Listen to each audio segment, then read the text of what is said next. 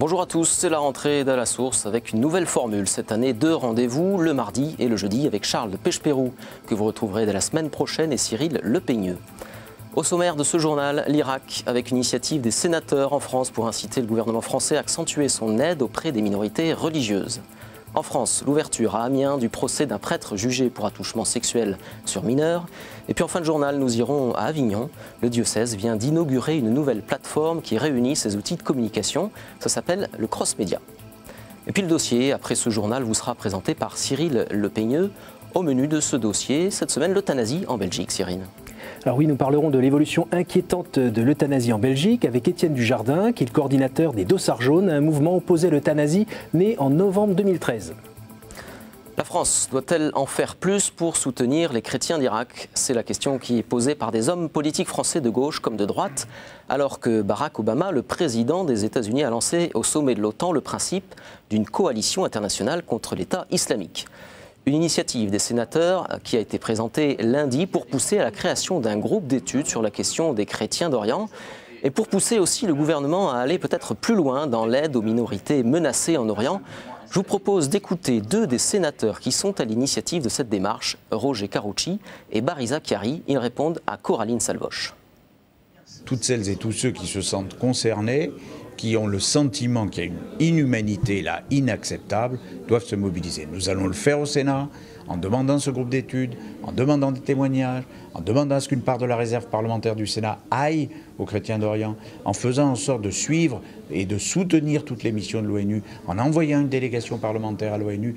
Il faut bouger. Nous avons rencontré Laurent Fabius. Laurent Fabius est très en phase avec tout ce que je dis et il fait le maximum. La preuve, il a interrompu ses vacances pour aller les voir et pour leur apporter le soutien de la France.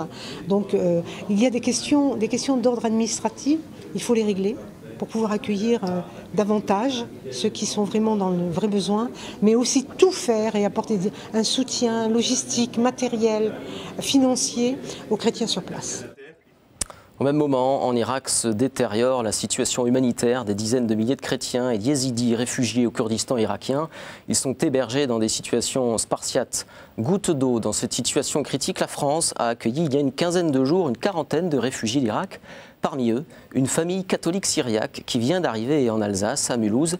Accueil préparé par des compatriotes irakiens installés en Alsace depuis des années. Et puis une arrivée aussi qui a été préparée par la communauté chrétienne locale. Reportage de François-Xavier Mathieu.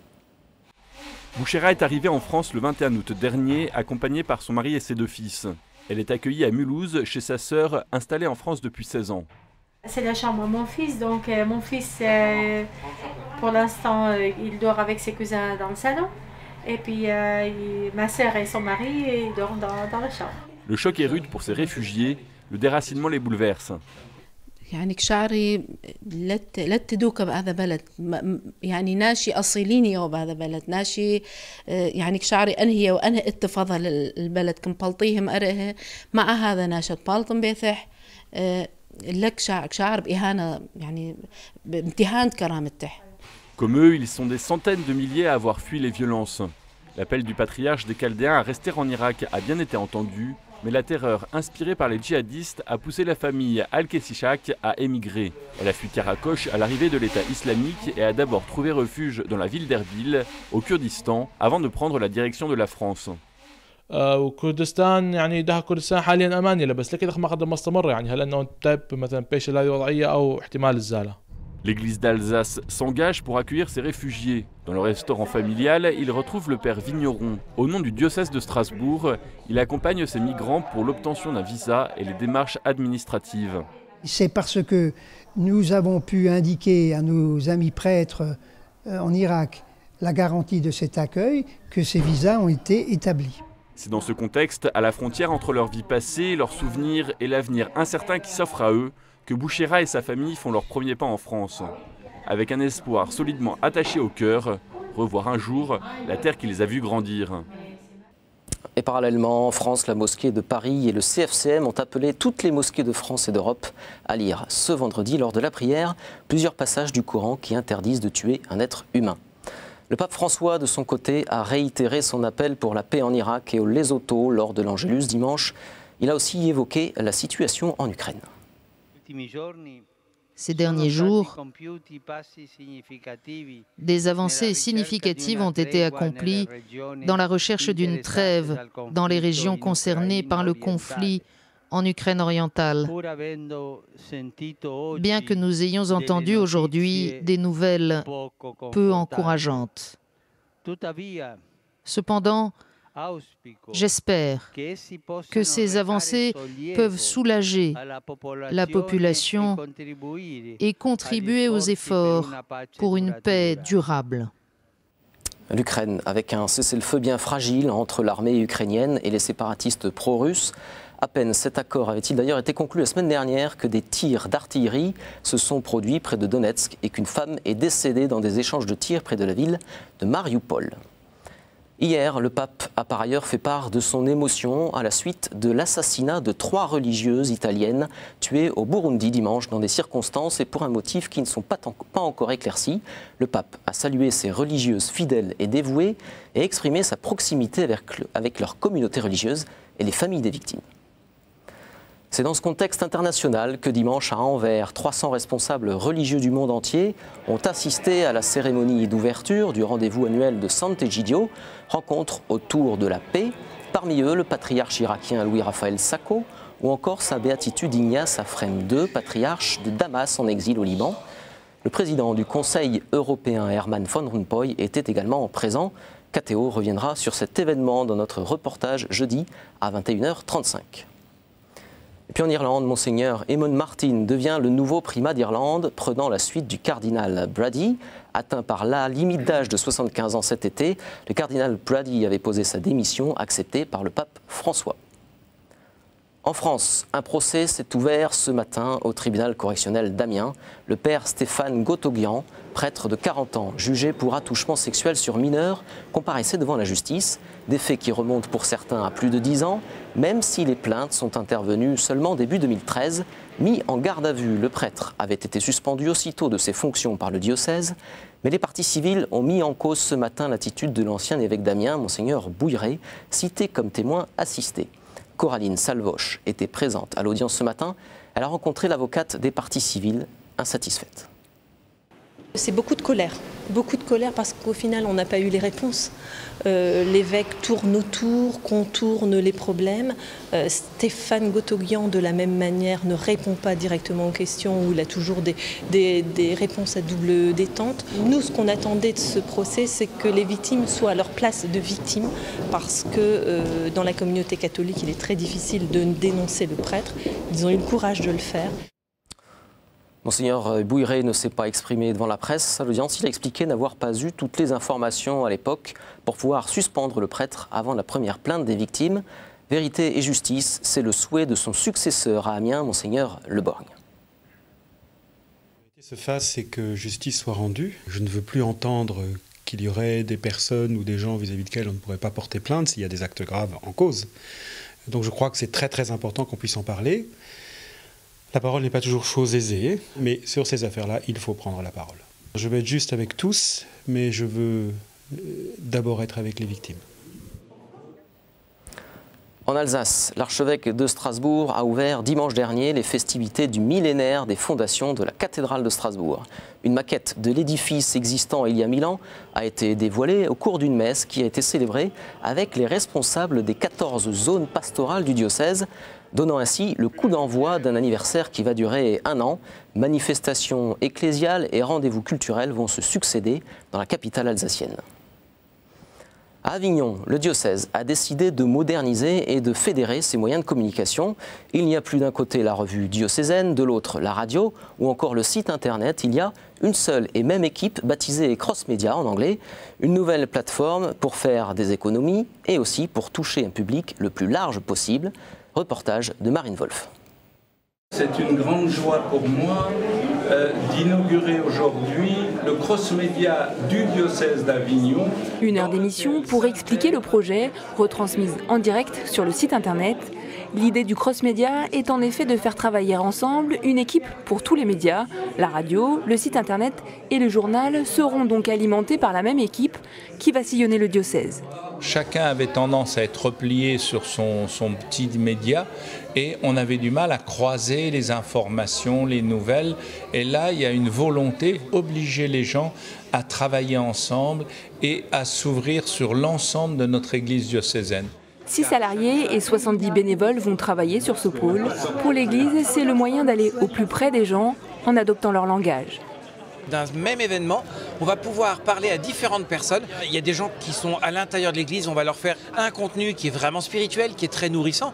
Et puis ceux qui sont très loin, à travers le média qui leur parle le mieux, ça peut être un site internet ou une radio peut-être, eh bien un autre contenu pour finalement approfondir le contenu de la foi et jusqu'à un moment donné leur permettre de, qui sait, rentrer dans l'église.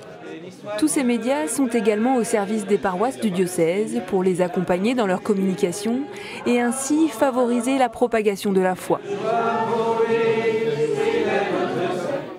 Voilà, et sur les images, on a pu voir Monseigneur Catenoz, l'archevêque d'Avignon, inaugurer et bénir les locaux et les équipes de ce nouveau Cross Média. Et puis, c'est une femme qui vient d'être nommée à la tête de la catéchèse en France. Depuis le 1er septembre, Pauline Davance dirige le service national de la catéchèse et du catéchuménat au sein de la Conférence des évêques de France. Cette mère de 4 enfants était depuis 6 ans la responsable de la catéchèse sur le diocèse de Paris. Elle prend la suite du père Luc Mellet, qui est retourné dans son diocèse à Nîmes, où il est recteur de la cathédrale. Et puis pour terminer, une image, celle d'un rassemblement organisé ce week-end à Notre-Dame-du-Lot. Invité par Monseigneur Di Falco, Monseigneur Georges Pontier, l'archevêque de Marseille, a béni les cartables et les écoliers quelques jours après la rentrée scolaire. Voilà, et puis dans un instant, vous allez retrouver Cyril Lepeigneux et son invité pour le dossier de la source. Mais avant cela, pour commencer, 2 chroniques et pour commencer donc Vue de Rome avec Antoine-Marie Isoard.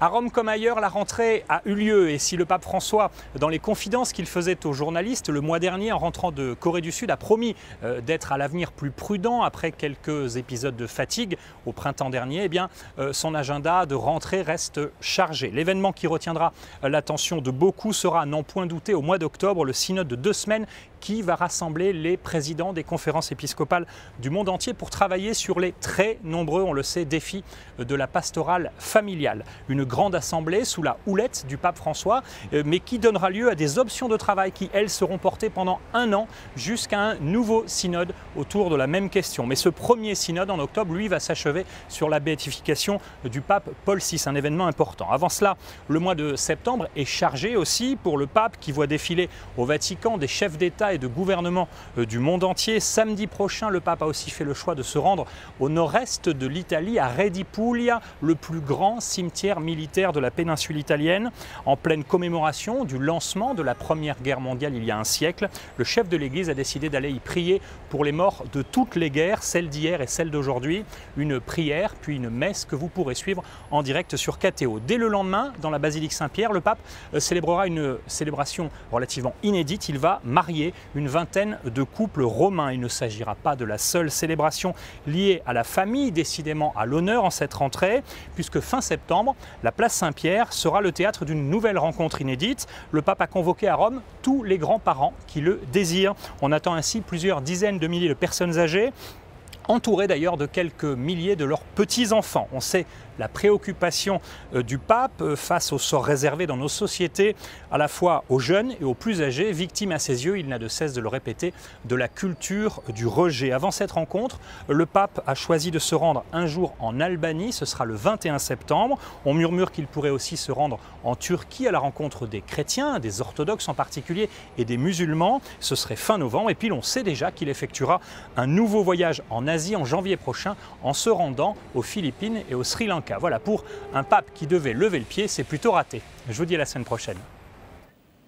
D'un pape à l'autre, il y a 30 ans, c'est Jean-Paul II qui venait au Québec et c'est le thème abordé ce soir dans notre nouvelle rubrique Chronique du Monde avec Jasmin Lemieux-Lefebvre. Pour ma part, je vous retrouve jeudi.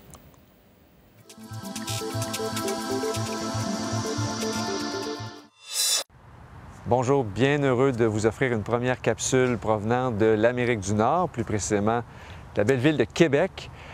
Moi qui étais cet été chez vous en Europe, chez ma belle famille polonaise, sur les traces de Jean-Paul II. Et j'ai lu beaucoup sur Jean-Paul II cet été, entre autres La Théologie du corps, le magnifique livre de Yves Semaine, et d'autres récits pour me préparer à ce bel anniversaire que l'on vit chez nous.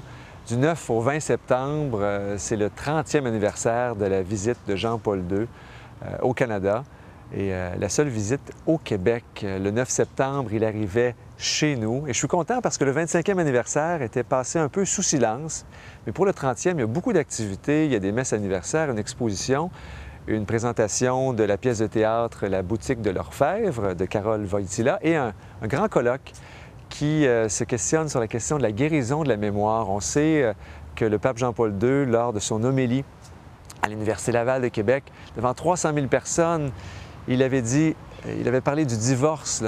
N'ayez pas ce divorce entre foi et culture, qui est une question toujours très d'actualité au Québec et dans la plupart des sociétés occidentales. Malheureusement, il n'y aura pas de visite pontificale dans un futur rapproché au Québec ou au Canada. Les finances publiques et celles de l'Église ne le permettent pas. Mais beaucoup de personnes au Québec et partout au Canada voudront aller chez nos voisins du Sud parce que même si pas encore confirmé, on s'attend vraiment à la visite du pape François à Philadelphie et peut-être à New York et Washington. Une visite qui aurait lieu dans le cadre des rencontres mondiales de la famille. Alors, il y aura beaucoup de personnes qui, je pense, voudront aussi faire le saut du côté de la France et de l'Europe. Alors, on va suivre ça pour vous tout au long de la prochaine année. Alors, à une prochaine capsule. À très bientôt.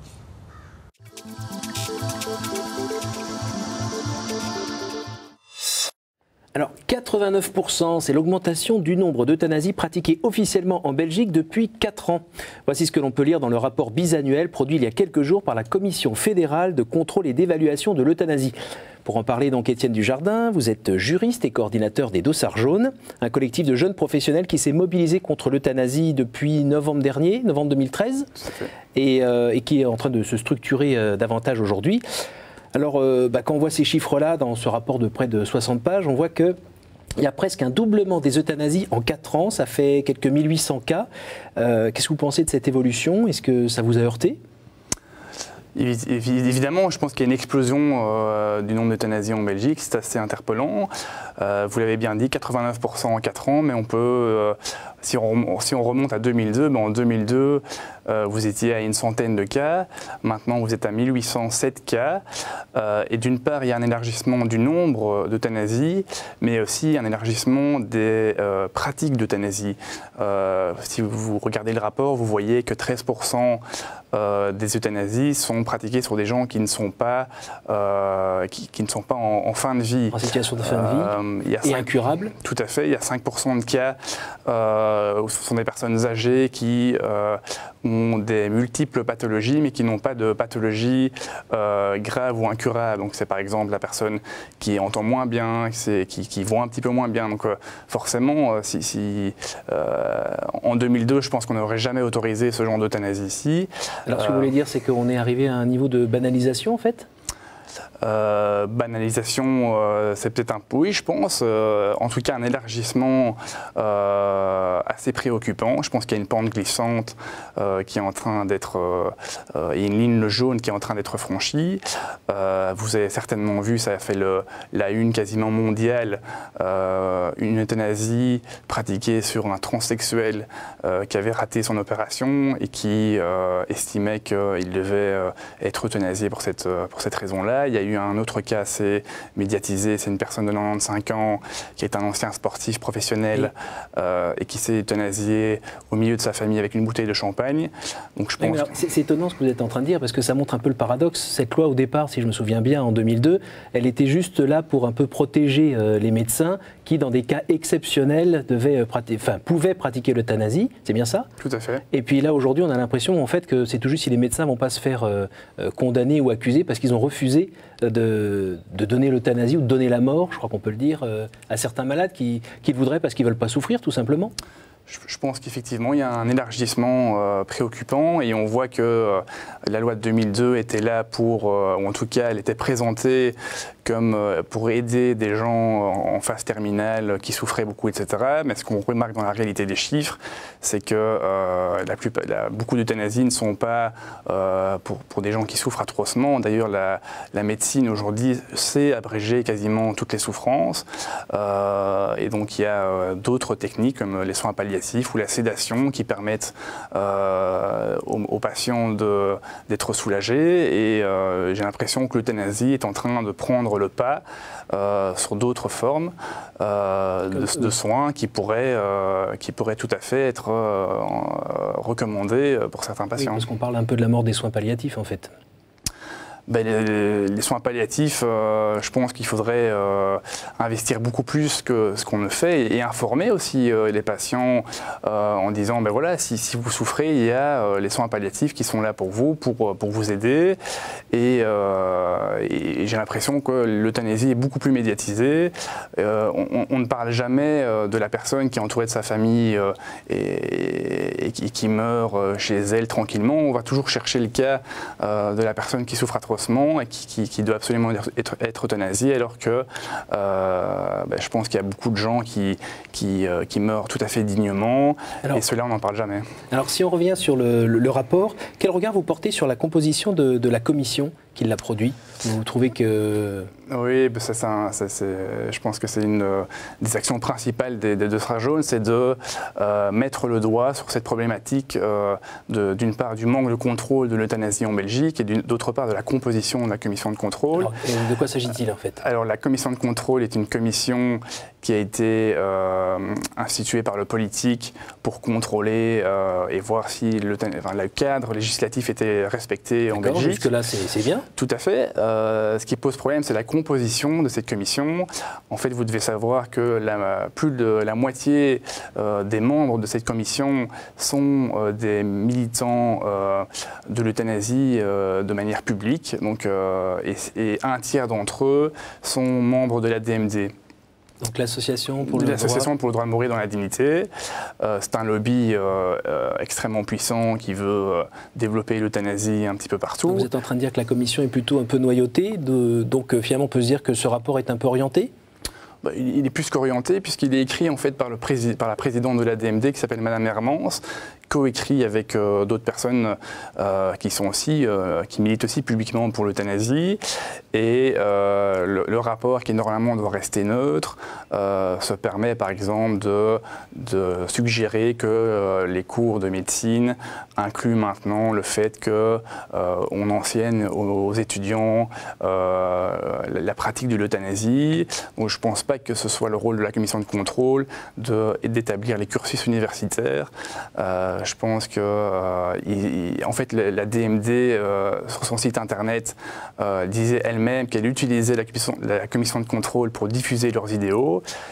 Nous l'avons dénoncé dans la presse et du jour au lendemain, ils ont supprimé ce passage, mais je pense que ça reste leur leitmotiv. Ils utilisent cette commission pour diffuser leurs idées à travers la société. Alors là, on est en train de parler de la situation de l'euthanasie en Belgique. Est-ce que vous avez l'impression d'être un peu un laboratoire européen ou occidental? Il n'y a pas que nous, mais c'est le Benelux en général, donc la Hollande, le Luxembourg et la Belgique. J'ai l'impression, oui, que les pays regardent un petit peu ce qui se fait en Belgique. Et pour l'instant, ils ne doivent pas être très... la loi ne doit pas tellement leur plaire, puisqu'il n'y a personne qui l'a repris jusqu'à présent. Qu'est-ce que vous auriez envie de dire justement aux Français à ce sujet-là? Faites quand même attention, parce qu'une fois que le pas est franchi, on va toujours vous présenter ça comme quelque chose de bien pour aider les gens en souffrance. Mais une fois que le pas est franchi, on ne sait plus où ça s'arrête. Donc on l'a vu en Belgique, d'abord c'est certains cas limités, puis en étant, le nombre d'euthanasies explose. Et maintenant, quelque chose de tout à fait effrayant, c'est l'euthanasie des enfants. Donc un enfant, personne ne veut la souffrance d'un enfant. Mais je pense qu'un enfant n'a pas la capacité de discernement. Un enfant de 6 ans pourrait en Belgique demander l'euthanasie. Je crois que c'était une loi purement idéologique puisqu'il n'y a aucun cas qui n'a encore été signalé. Et le seul pays du monde qui l'autorise, c'est la Hollande. Et il y a eu 5 cas en Hollande d'euthanasie d'enfants en 12 ans. Alors on a vu que ça avait réveillé un peu les médecins. Là. Il y en avait 200 pédiatres qui se sont mobilisés assez rapidement d'ailleurs. Tout à fait. C'était plutôt bon signe. Donc c'est un nombre record. Il n'y a jamais eu une carte blanche. Donc il y a 1200 pédiatres en Belgique. Il y en a 200 qui ont signé en quelques jours cette pétition. Donc il y a une mobilisation un petit peu de les Belges. Une mobilisation tardive, mais je pense que les Belges ne pensaient pas que cette loi allait être votée. Et quand on a vu le processus final s'enclencher, il y a eu un réveil citoyen avec des manifestations, des médecins qui sont mobilisés en disant voilà, non, la médecine actuelle, c'est alléger la souffrance des enfants et même faire qu'ils ne souffrent pas du tout. Et un enfant de 6 ans ne sait même pas ce que veut dire le mot euthanasie. Donc comment est-ce qu'il pourrait décider de s'euthanasier s'il ne comprend même pas ce que veut dire l'acte? Bien, merci beaucoup pour ce témoignage et cet appel à la vigilance. Merci pour votre présence. Vous êtes venu de Belgique pour nous dire tout cela. Rendez-vous donc jeudi avec Pierre Schmitt et puis vous pouvez revoir notre programme sur ktotv.com. À jeudi.